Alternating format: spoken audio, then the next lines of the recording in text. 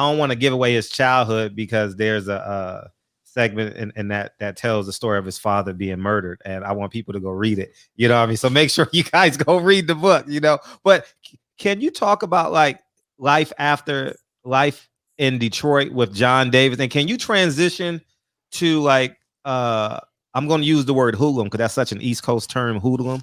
Uh, Transitioning from him in Detroit to him going to New York and being like, or being this term hoodlum is the term like man of the street. I don't know. You describe him and then take us there if you don't mind. A hustler. Hustler. Okay, hustler. I'm a hustler, baby. Okay, there we go. Hustler. They call him hustler. They call him hustler. They call him, they gave him other names, Detroit Red and Detroit Red. Hustler. Okay. Here you go. Look, I mean, his father died. He was close to his father, and having your father, removed from the house, but when your father dies,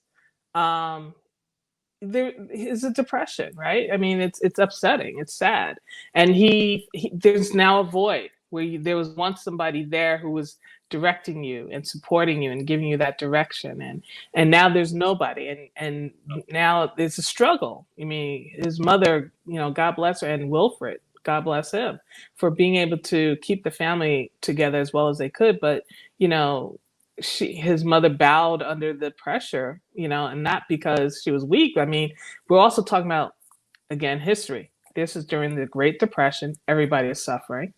Malcolm's a teenager. And as you can imagine, you've been a teenage guy, you get into other things. And if you don't have that other energy in your life to guide you away from it or guide you through it, even, it could go out many different ways. So Malcolm's journey in this case, he was cutting school. He was dipping out, doing his responsibilities in the household. And there are other things I'd rather people just go ahead and read the book to learn more details about that. But, he's wavering. But again, I argue that he's a teenager, and he's also growing, and this is also kind of individuating. But it's, this is part of the process of developing. But let's also put in the context that this is during the Great Depression, and you have a mother who has 8 children. Right. A couple of them are older who can step in and help with responsibilities, but you still have a lot of kids that you have to take care of and keep track of. So Malcolm was, definitely losing. He was kind of getting lost in the mix by choice, as was Filbert even.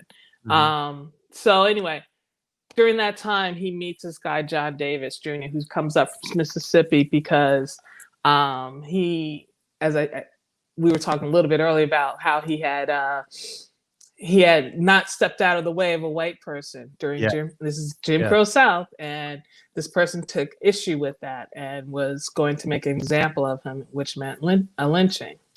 And his family got him out of town and smuggled him up north to family up in Lansing.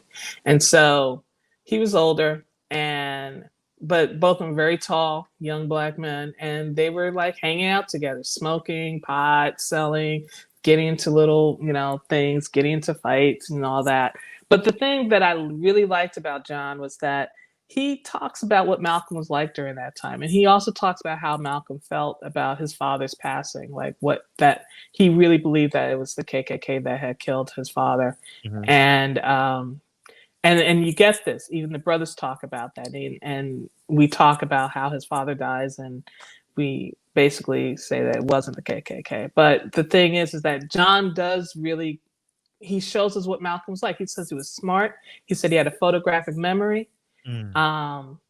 He was very articulate. He was big on talking themselves out of situations. He was a talker. And John Davis was giving us that kind of information about what Malcolm's personality was at that time. But he also got in trouble. And there was this whole thing where I talk about, or what I look at is this thing of, needing attention. Malcolm might be doing a lot of this because he needs it. he was used to getting that, attention fed when he was directly in contact with his father, but now it's like, and we have it, and it's not, I'm not trying to say negative things here. I'm just saying this is just part of development. And, and it gets him into trouble. I mean, I really, I think that it kind of gets him into trouble and it leads that way. But, it's just part of that journey. And he gets in a reformatory. But let's also understand, he's also being eyed because he's a Black kid with red hair and over 6 feet tall. And so there's a little bit of that he stands out. But then when he goes to Mason and he has to repeat the 7th grade, he flourishes and he does really well. So, and he's got white classmates and he's kind of, again, center of attention there and he flourishes really well. But the thing is that, he had bigger, I mean, Malcolm's really smart and, you can outgrow things, and he was outgrowing this town, he really was. And his sister, Ella, who was Malcolm's half sister by his father in his first marriage.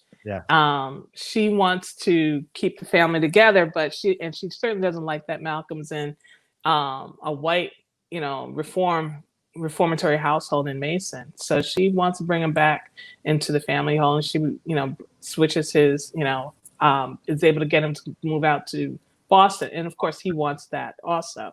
And that opens up a whole new world for him.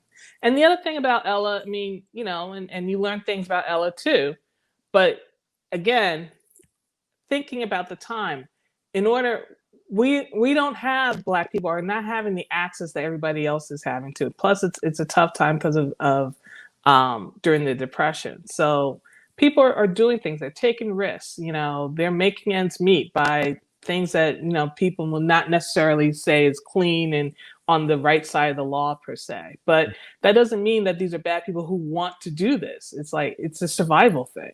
And, and Ella brings them in. But the other thing is Ella's, she's about building her connections and building up her network. And she buys this big house in Roxbury. And so, I mean, so she's setting herself up too. And Malcolm is living in, and when he moves to live with Ella, they move into this house. She bought that house in 1941, which is, pretty interesting, pretty impressive for a Black woman at that time. Absolutely. Right.